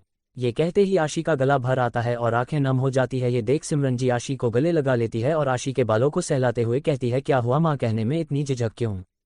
ये सुन आशी अपनी सोच में खो जाता है। फ्लैशबैक जब आशी की उम्र 7 साल की थी, श्री अचानक से जोर से चिल्लाती है आशी आशी बाहर आ। आशी नीचे आकर श्री के सामने खड़े हो जाती हैं। आशी कहती है जी मॉम। श्री आशी से रूडली कहती हैं आज के बाद तुम मुझे मॉम नहीं कहोगी बल्कि मिसेस जिंदल कहोगी। आशी कहती है लेकिन मॉम आप ऐसा क्यों कह रहे हो, आज से पहले तो आपने मुझे कभी मॉम कहने से मना नहीं किया, तो आज आप ऐसा क्यों कह रही है। श्री कहती है क्योंकि मैं तुम्हारी मॉम नहीं हूँ, मैं तुम्हारी सौतेली माँ हूँ और मुझे किसी की भी सौतेली माँ नहीं बनना, मुझे मॉम कहने का हक सिर्फ मेरे बच्चों का है। फ्लैशबैक एंड ये सब सोच आशी की आंखें नम थी। नीति कहती है हाय हाय जेठानी जी, बाहर सब डिनर का वेट कर रहे हैं, अब बाहर चलिए वरना बाऊजी गुस्सा करेंगे। सारे खाने को चारों मिलकर बाहर ले जाती है, सभी अपनी अपनी जगह पर बैठ जाते हैं। आशी सिमरन जी और नीति के लिए भी चटाई बिछाकर जगह बना देती है और कहती है माँ चाची जी आप दोनों भी बैठ जाए, मैं सबको सर्व कर दूंगी। सिमरन जी कहती है मैं तुम सबके खाने के बाद खाना खाती हूँ इसलिए मैं अभी नहीं खाऊंगी। नीति कहती है हाय हाय आशी, मैं जेठानी जी के बिना नहीं खाऊंगी। देव कहता है मैं भी बाद में दी के साथ खाऊंगा। खाना खाते समय रणधीर चौधरी आशी को जानबूझकर परेशान कर रहे थे। वो इशारे से कभी आशी से पानी मांग रहे थे, कभी दाल कभी चावल कभी सब्जी, एक ही चीज के लिए बार बार चक्कर कटवा रहे थे। आशी चक्कर लगा लगा थक जाती है। आशी रणधीर चौधरी को मजा चखाने के बारे में सोचती है और कुछ खुराफाती सोच एक केवल स्माइल करती है। राजजी, संदीप और रणधीर चौधरी का खाना हो जाता है। वो उठने को होते हैं तो आशी कहती है अरे एक मिनट रुकिए, मैं मीठा लाना तो भूल ही गए, अभी लेकर आती हूँ। आशी किचन में चली जाती है। कुछ देर बाद आशी एक ट्रे में सबके लिए बोल में खीर लेकर आती है। एक एक बाउल उन तीनों को दे देते हैं। राजजी और संदीप जी आशी की खीर की तारीफ करते हैं। आशी का बनाया हुआ खाना भले ही बहुत ज़्यादा टेस्टी नहीं था, लेकिन इतना तो स्वाद था कि कोई भी खा सकता था, बेकार भी नहीं बना था आशी का खाना। रणधीर चौधरी जैसे ही एक चम्मच खीर की लेते हैं, उनका चेहरे के एक्सप्रेशन देखने लायक थे, क्योंकि आशी ने उनकी खीर में ऊपर नमक मिला दिया था। आशी उनके बदलते एक्सप्रेशन देख एक सैटिस्फाइड स्माइल करती है। रणधीर चौधरी समझ जाते हैं ये सब जानबूझकर आशी ने किया है। रणधीर चौधरी की आंखें लाल हो चुकी थीं। आशी रणधीर चौधरी से कहती हैं दादाजी खाए ना, रुक क्या गए, क्या आपको डायबिटीज है जो आप दूसरी चम्मच नहीं ले रहे? वैसे झूठा नहीं छोड़ना है, ये रूल आपने ही बनाया है दादाजी। इतना कहकर एक मिस्टीरियस स्माइल करती है। आशी जानती थी कि रणधीर चौधरी पूरा खाना फिनिश करने तक कुछ नहीं बोलते, इसी बात का आशी फायदा उठा रही थी। रणधीर चौधरी दूसरी चम्मच खीर की खाते हैं। इसमें पहले से कम नमक था। 1-2 चम्मच नमक की खीर के बाद मीठी खीर थी। आशी ने बस हल्का सा ऊपर ही नमक मिलाया था। मीठी खीर खाने के बाद रणधीर चौधरी के चेहरे के भाव थोड़े नॉर्मल होते हैं। रणधीर चौधरी खाना खाने के बाद गुस्से से अपने हाथ धोकर वहां से उठकर अपने कमरे में चले जाते हैं। राजजी और संदीप जी गार्डन में टहलने चले जाते हैं। सिमरन जी आशी से कहती हैं जाओ करण को भी बुला लाओ। आशी करण को खाने के लिए बुलाने ऊपर रूम में चली जाती हैं।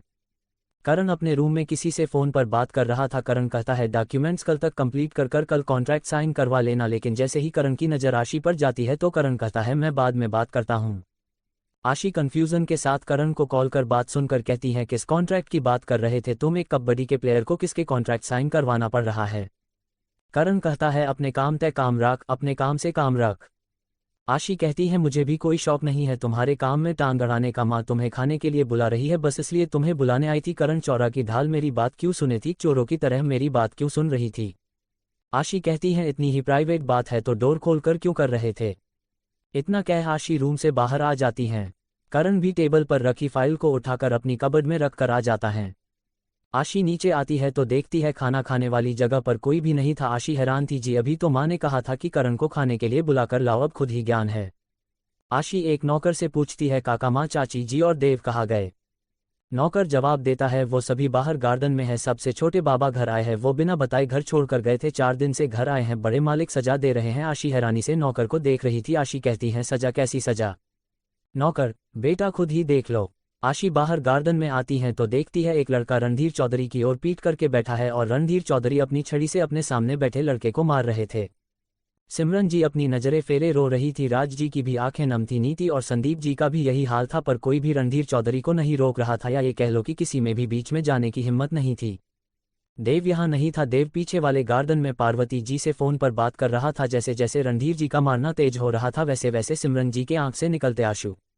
जैसे हिनाशी गार्डन में ये नज़ारा देखती है, भागकर आगे आकर रणधीर चौधरी की छड़ी को अपने हाथ से रोक लेती है और उनकी छड़ी को छीनकर दूर फेंक देती है। ये सब देख आशी का गुस्सा 7वें आसमान पर था। आशी की आंखों के सामने एक 20 साल के लड़के को इस तरीके से पीटा जा रहा था, ये आशी से बर्दाश्त नहीं होता। आशी अपनी लाल आंखों से रणधीर जी को घूर रही थी और रणधीर जी आशी को दोनों ही एक दूसरे को खा जाने वाली नजरों से देख रहे थे। आशी का पल्लू भागकर आने के कारण उसके सर से उतर गया था।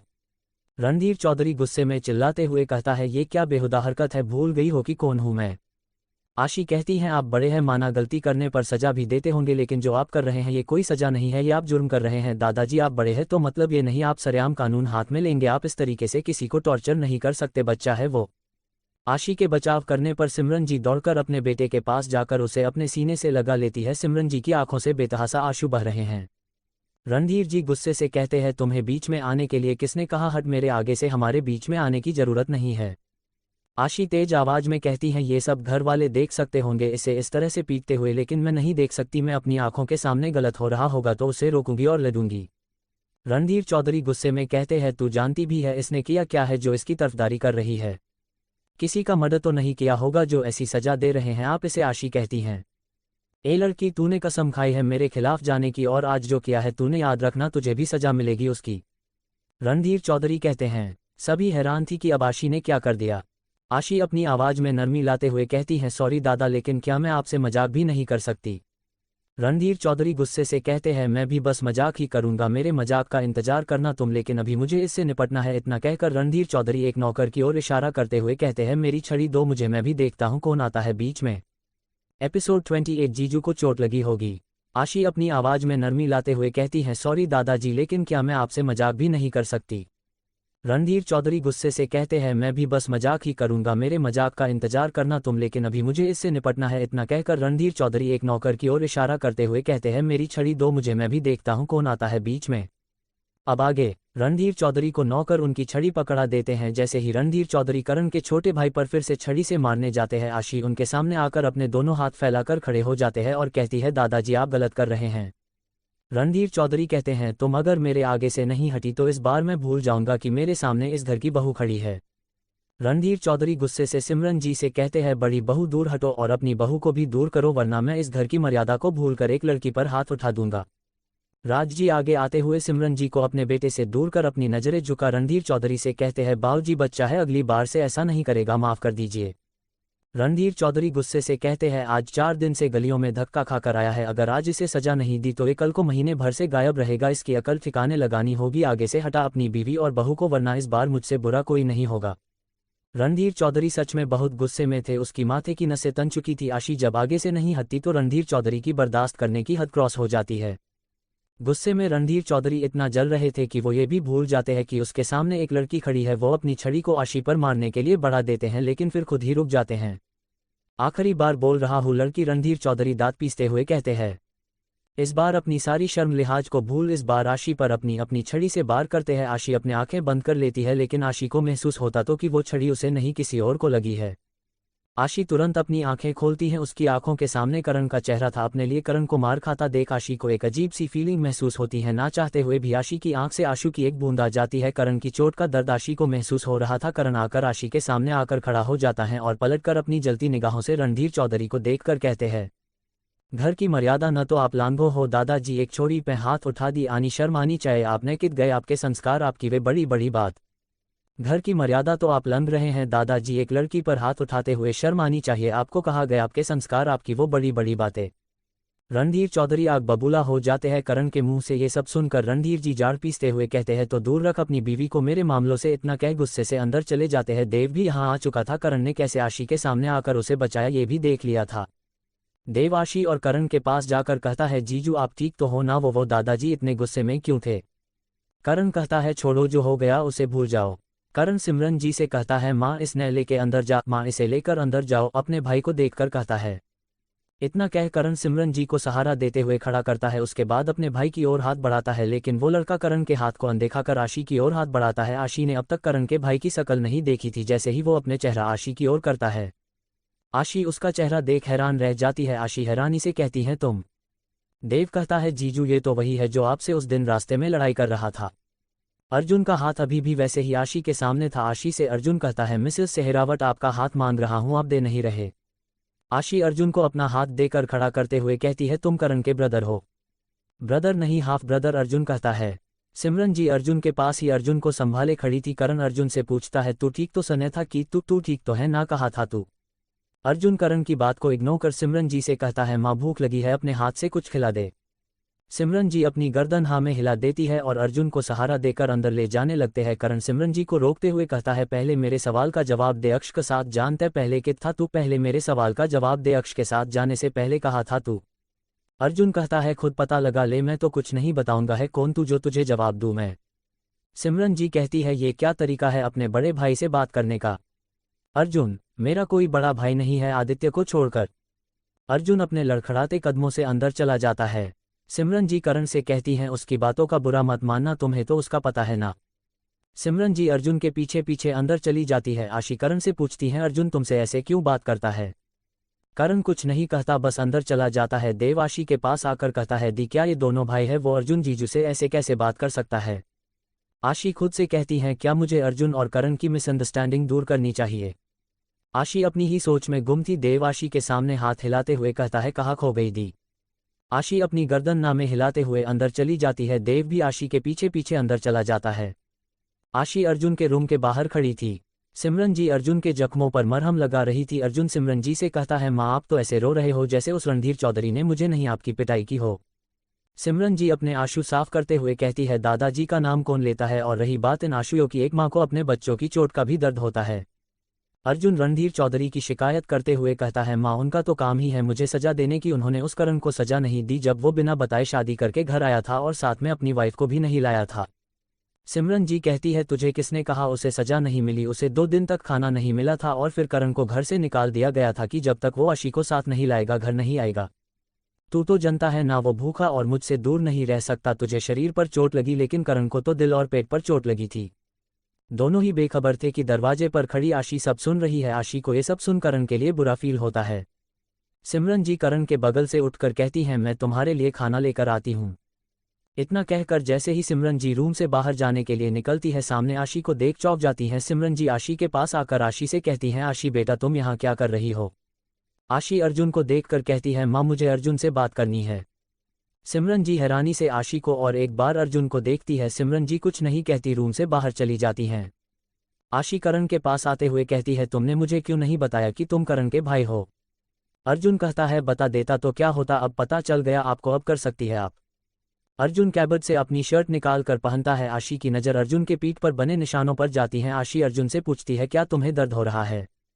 अर्जुन डायलॉग मारते हुए कहता है मर्द को दर्द नहीं होता तो ये मर्द 2 साल पहले उस खाई पर सुसाइड करने क्यों गया था। आशी अपने दोनों हाथों को क्रॉस करते हुए कहती है। अर्जुन कहता है उस समय मैं 18 साल का था, अपने बचपने में गलती कर दी मैंने, अभी तुम कुछ ज़्यादा बड़े नहीं हुए, बस 20 साल के ही हो। आशी कहती हैं। आशी आगे कहती हैं क्या तुम अपनी और करण की गलतफहमी मिटा नहीं सकते। अर्जुन मुझे कोई गलतफहमी नहीं है, करण को सिमरन जी खाना लेकर आ गई थी, उनके देखकर अर्जुन अपनी बातें अधूरी छोड़ देता है। सिमरन जी आशी से कहती हैं तुम भी जाकर खाना खा लो, देव और करण को भी खिला देना। आशी अर्जुन के रूम से चली जाती है। आशी पहले खाना लेकर देव को उसके रूम में देने जाती है। देव आशी को देखकर अंदर आने को कहता है। आशी अंदर आकर साइड टेबल पर खाने की प्लेट रख देती है। देव आशी से कहता है दी आप दादी से बात कर लेना। आशी कहती है ठीक है मैं कर लूंगी, तुम खाना खा लेना। इतना कहकर आशी जाने लगती है। देव आशी को रोकते हुए कहता है दी 1 मिनट। आशी अपने कदम रोक लेती, पीछे मुड़कर देव को देखती है। देव अपने साइड टेबल के डोर से एक मेडिसिन निकालकर आशी को देते हुए कहता है दी जीजू को चोट लगी होगी ना, उनके जख्मों पर ये मेडिसिन लगा देना।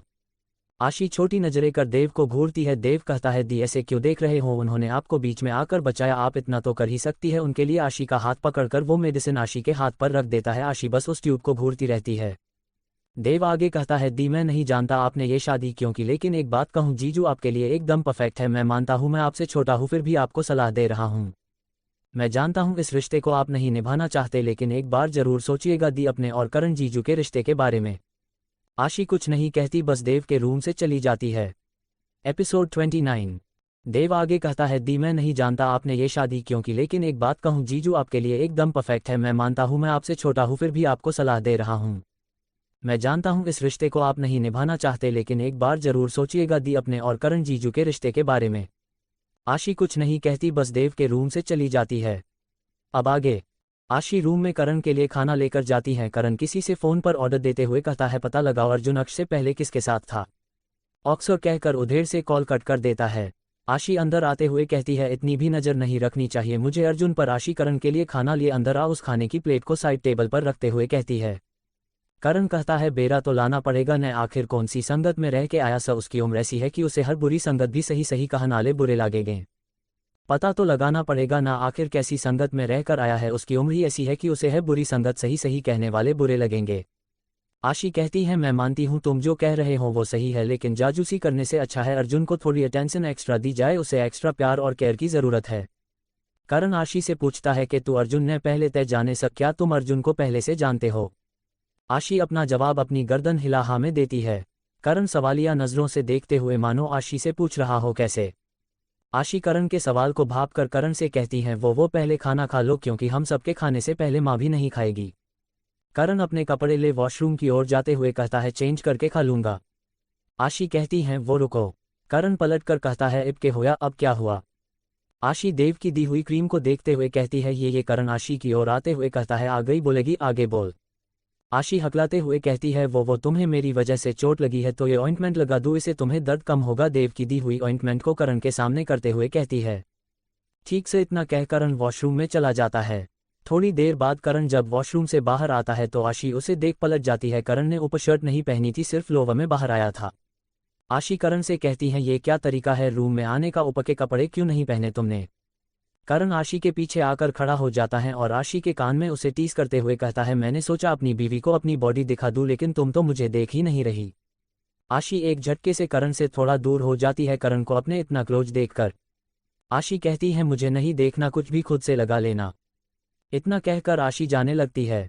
करण आशी का हाथ पकड़ उस पर हंसने लग जाता है। आशी कहती है अब ऐसे हंस क्यों रहे हो। करण आशी से कहता है तू सच में जिंदल टेक्सटाइल की सीईओ से यकीन ना होता तुम सच में जिंदल टेक्सटाइल की सीईओ हो यकीन नहीं हो रहा। इतना कह करण और तेज हंसने लग जाता है। आशी हैरानी से करण को देख रही थी और कहती है मतलब क्या है तुम्हारे कहने का। करण आशी के माथे पर 2 उंगली से टैप करते हुए कहता है बावली तरेड शर्ट पे दवाई लगावेगी या मेरे जख्म पे। पागल शर्ट पर दवाई लगानी है या मेरे जख्म पर। आशी अपनी नजरें झुकाकर कहती है सॉरी जख्म पर लगानी है। आशी कहती है तुम बेड पर बैठ जाओ मैं दवाई लगा देती हूँ। करण बेड पर बैठ जाती है। आशी करण के पीछे बैठकर उसके जख्म को देखती है। करण की पीठ पर जख्म का निशान नीला पड़ गया था। आशी करण से कहती है तुम बीच में क्यों आए तुम्हें दर्द हो रहा होगा ना। करण कहता है कोई बड़ी बात ना सर और अगर मैं ना आता तो क्या मेरी बीवी झेल लेती। कोई बड़ी बात नहीं है और अगर मैं नहीं आता तो क्या मेरी बीवी झेल पाती। आशी कहती है अर्जुन को तो तुमसे भी ज्यादा लगी है तो क्या उसे भी दर्द नहीं हो रहा। करण अर्जुन की इतनी फिक्र क्यों होवे है तन्ने और किस डाल जाने है तू अर्जुन न अर्जुन की इतनी फिक्र क्यों हो रही है तुम्हें और कैसे जानती हो तुम अर्जुन को। आशी ये तुम अर्जुन से पूछना बस इतना कहना चाहूंगी उसे एक्स्ट्रा प्यार और केयर की जरूरत है।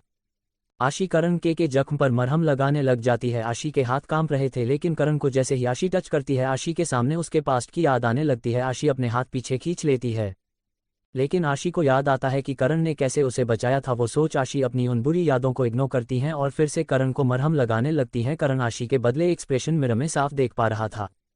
करण अपने मन में कहता है ईसा भी के होया जो तू इतनी बदल गई हंसना ती भूल गई मेरे मोलू। ऐसा भी क्या हुआ जो तुम इतनी बदल गई हंसना तक भूल गई मेरी मोलू। के कुछ ईसा सा जो तू मेरे तय छिपा वैसा क्या कुछ ऐसा है जो तुम मुझसे छिपा रही हो। करण आशी से पूछता है। आशी करण के जख्म पर मरहम लगाकर खड़ी हो जाती है और करण के सवाल को इग्नोर कर खाने की प्लेट उठाकर करण को देती है और कहती है अब खाना खा लो। करण बड़े ही स्वीटली कहता है खिला दे अपने हाथ है खिला दो अपने हाथों से।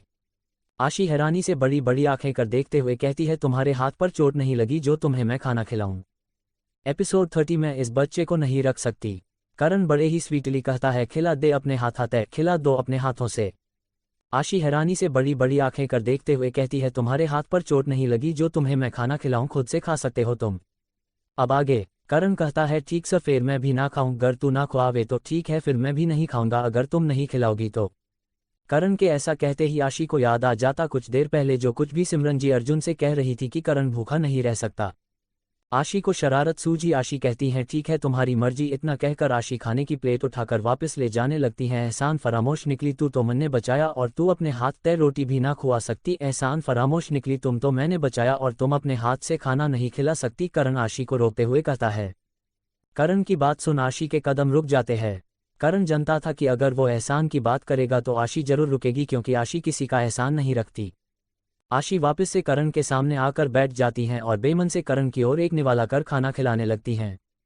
करण के चेहरे पर एक विक्ट्री स्माइल थी। आशी बस करण को घूरे जा रही थी। करण एक निवाला लेकर आशी की ओर करता है और कहता है ले तू भी खा ले तन्ने भी तो कुछ ना खाया। लो तुम भी खा लो तुमने भी तो कुछ नहीं खाया। आशी कहती है मुझे खिला सकते हो तो तुम खुद नहीं खा सकते। किसने कही मैं तन्ने खुआऊं हूं मैं तो अपनी वाइफ ना खुआऊं हूं। किसने कहा मैं तुम्हें खिला रहा हूं मैं तो अपनी वाइफ को खिला रहा हूं। करण कहता है तुम्हारी वाइफ मैं ही तो हूँ। इतना कहकर आशी अपनी जीभ दांत तले दबा लेती है। करण आशी की ओर ही देख था। करण के चेहरे पर स्माइल थी। करण कहता है फाइनली तन्ने मान लिया कि तू मेरी वाइफ। सर फाइनली तुमने मान ही लिया कि तुम मेरी वाइफ हो। आशी के पास करण की बात का जवाब नहीं था, जो बात बात पर करण से कहती है मैं इस शादी को नहीं मानती। आज वो खुद को उसकी वाइफ कह रही थी। ये सुन करण एक सेटिस्फैक्शन से भरी स्माइल करती है और आशी की अपने हाथ में लिए निवाले को करते हुए कहता है तो बीवी जी अब खा भी लीजिए। आशी चुपचाप करण के हाथ से खाना खा लेती है। दोनों एक दूसरे को खाना खिलाते हैं। आशी झूठे बर्तन रसोई में लेकर चली जाती है। आशी तो बस कभी की सुबह कही बातों को याद करते करते किचन में जाकर उन झूठे बर्तन को साफ करने लग जाती है। आशी अभी जैसे दोनों एक दूसरे को खाना खिला रहे थे वो याद करके आशी की आंखें नम हो जाती है। आशी खुद से कहती है मत करो मुझसे इतना प्यार करण, मत करो, मैं तुम्हारे प्यार के लायक नहीं हूँ। आशी एक गहरी सांस लें अपने इमोशंस को कंट्रोल करती है और फिर एक प्लेट में सिमरन जी के लिए खाना सर्व करती है और उनके कमरे में उन्हें खाना देने चली जाती हैं। सिमरन जी का कमरा। सिमरन जी राज जी को गले से लगाया बैठी थी और वो सुबक रही थी। राज जी कहते हैं करण की माँ ऐसे रोने से क्या हमारे बच्चों के बीच सब ठीक हो जाएगा, हमें अर्जुन को सब शांति से बैठकर समझना होगा, थोड़ा समय देना होगा और थोड़ी ज़्यादा अटेंशन और प्यार हमें अर्जुन को देने की ज़रूरत है। आशी अंदर आते हुए आगे कहती है माँ अब आप इतना रोएंगी ना तो यहाँ नदियाँ भर जाएंगी। आशी को देख सिमरन जी राज जी से अलग हो जाती हैं। आशी खाने की प्लेट को साइड टेबल पर रख देती है और पंजों के बल बैठ सिमरन जी के आंसू साफ करते हुए कहती है माँ आप इतना मत रोए, अब तो अर्जुन घर आ गया है ना। राज जी आशी से सवाल करते हुए पूछते हैं बेटा ज़्यादा अटेंशन और प्यार से तुम्हारा मतलब क्या है। आशी कहती हैं वो इतना कह आशी रुक जाती है। आशी को समझ नहीं आता कि वो राज जी को क्या कहे, करण की तरह चाचा या पापा। सिमरन जी और राज जी दोनों ही आशी की सिचुएशन को समझ पा रहे थे, तभी पीछे से आवाज आती है आपका जो दिल करे वो बुला सकते हो। सभी दरवाजे की ओर देखते हैं, वहां पर अर्जुन खड़ा था। अर्जुन के हाथ में भी एक खाने की प्लेट थी, लेकिन अर्जुन के पीछे खाने की प्लेट लिए करण भी खड़ा था। अर्जुन को देख करण वापस जाने लगता है तो सिमरन जी कहते हैं अंदर आ जाओ, दोनों वहां दरवाजे पर क्यों खड़े हो। राज जी हंसते हुए कहते हैं क्या बात है सिमरन जी, आपके तीनों बच्चे आपके लिए खाना डालकर लाए हैं, किस किस का खाएंगे आप। सिमरन जी बेचारी सी शकल से एक बार करण, आशी और अर्जुन की ओर देखती है क्योंकि वो खुद कंफ्यूज हो चुकी थी कि अब वह तीनों में से किसका लाया हुआ खाना खाए। करण कहता है जो सबसे पहला लाया स उसका खा ले। माँ जो सबसे पहले लाया है आप उसका खा लो। आशी कहती है माँ आप अर्जुन का लाया हुआ खा लीजिए क्योंकि वो सबसे छोटा है। इतना कह आशी अपना लाया हुआ खाना उठाकर जाने लगती है। सिमरन जी आशी को रोकते हुए कहती है मैं तुम तीनों के लाए हुए में से खा लूंगी। आशी कहती है माँ आप हम तीनों का लाया हुआ खाना कैसे खाएंगे, ये ज़्यादा हो जाएगा। सिमरन जी कहती है मैं तुम तीनों के लाए हुए खाने में से थोड़ा थोड़ा खा लूंगी। सिमरन जी आशी के हाथ से खाने की प्लेट ले लेती है और करण और अर्जुन जो दोनों ही दरवाजे पर खड़े थे उन दोनों से कहती हैं तुम दोनों अंदर नहीं आओगे या वही दरवाजे पर खड़ा रहना है। करण अर्जुन के साइड से होकर अंदर आ जाता है। करण सिमरन जी के हाथ से आशी की लाई हुई प्लेट लेते हुए कहता है आप अर्जुन का लायदा खा लो, आप अर्जुन का लाया हुआ खा लीजिए। इतना कहकर करण सिमरन जी के रूम से बाहर आ जाता। सभी के सभी हैरानी से करण को देख रहे थे। आशी भी करण के पीछे पीछे चली जाती है। अर्जुन अंदर आते हुए कहता है माँ आपका बड़ा बेटा नाराज हो गया। सिमरन जी हल्का सा मुस्कुरा कर कहती है वो नाराज होकर नहीं गया, वो इसलिए गया है क्योंकि वह भी यही चाहता है कि मैं तुम्हारे हाथ से खाना खाऊं, तुम्हारा लाया हुआ। सिमरन जी आगे कहती है आजा अब मुझे खिलाएगा नहीं। अर्जुन सिमरन जी के बगल में बैठकर खाना खिलाने लग जाता है। दूसरी ओर करण को दिखाया जाता है। करण अपने दोनों हाथों में खाने की प्लेट लिए आगे आगे चल रहा था, आशी करण के पीछे पीछे। आशी करण से कहती हैं ये क्या तरीका है, माँ के हाथ से यूं खाने की प्लेट छीन कर लाने का मतलब क्या बनता है। करण कुछ नहीं कहता। करण हवेली के पीछे की ओर आते हुए सबसे आखिर में बने एक दरवाजे को खोल उसके अंदर चला जाता है। आशी भी करण के पीछे पीछे वहां अंदर चली जाती है। करण एक आवाज लगता है काका काकी मैं आ गया। करण अपने हाथ में लिए खाने एक एक टेबल पर रख देता है। तभी करण की आवाज़ सुन अपने अपने कमरों में से काफ़ी सारे बुजुर्ग निकल कर आते हैं और करण से बड़े ही प्यार से मिलते हैं, जैसे करण से 2 महीने बाद नहीं सालों बाद मिल रहे हो। आशी देखती है तो वहाँ काफ़ी सारे लोग थे। उस दरवाजे के पीछे उस हवेली के बगल में एक छोटा सा घर था। उस घर और हवेली में आने जाने के लिए ये रास्ता था ताकि कि बाहर जाकर घूमकर उस घर में ना जाना पड़े, ये एक शॉर्टकट रास्ता था। उस घर के अंदर काफ़ी सारे बुजुर्ग थे। ये वो बुजुर्ग थे जिसके बच्ची ने उन्हें या तो घर से निकाल दिया हो या उनके बच्चे किसी कारण मर गए हो, जिनका ख्याल रखने वाला कोई ना हो। ऐसे सभी लोगों को करण अपने इस बनाए हुए छोटे इस गांव में रखता है। इन सभी को ये ना लगे कि ये यहाँ फ्री में रहते या खाते हैं, इसलिए इनसे करण छोटे मोटे काम भी करवा लेता है, जैसे फूलों की माला बनवाना, पौधों को पानी देना और जिन्हें कढ़ाई बुनाई का काम आता हो वो। आशी इतने लोगों को देख हैरान थी। आशी करण से हैरानी से पूछती है ये सब कौन है। करण कहता है ये सब मेरे इस गांव में रहते हैं जिनको बाहर कोई नहीं पूछता, वो यहाँ पर रहता है एक साथ सब मिलकर एक नई फैमिली के साथ। करण सबसे मिलने के बाद कहता है ये कुछ खाना है हवेली में बच गया था, जिसने ना खाया हो वो खा लेना। तभी उन सभी की नज़र आशी पर जाती है। सभी आशी की ओर देखते हैं और करण से पूछते हैं क्या ये तुम्हारी पत्नी है। करण आशी के पास जा उसे कंधे से पकड़कर सभी से मिलवाते हुए कहता है हाँ ये है मिसेज आशी जिंदल सेहरावत। एक एक कर सभी आगे आशी को अपना अपना आशीर्वाद देते हैं। वो सब वहीं नीचे जमीन पर बैठकर खाना खाते हैं और आशी और करण दोनों मिलकर सभी को सर्व करते हैं। आशी उन सभी की कंपनी को एंजॉय कर रही थी। आशी ने अपनी कंपनी ज्वाइन करने के बाद ऐसे इतने लोगों के साथ पहली बार एंजॉय किया था। करण और आशी कुछ देर बाद वहां से जाने लगते हैं तो एक महिला जिसकी उम्र करीब 70 साल होगी वो आशी और करण को रोकते हुए कहती है रुको बेटा।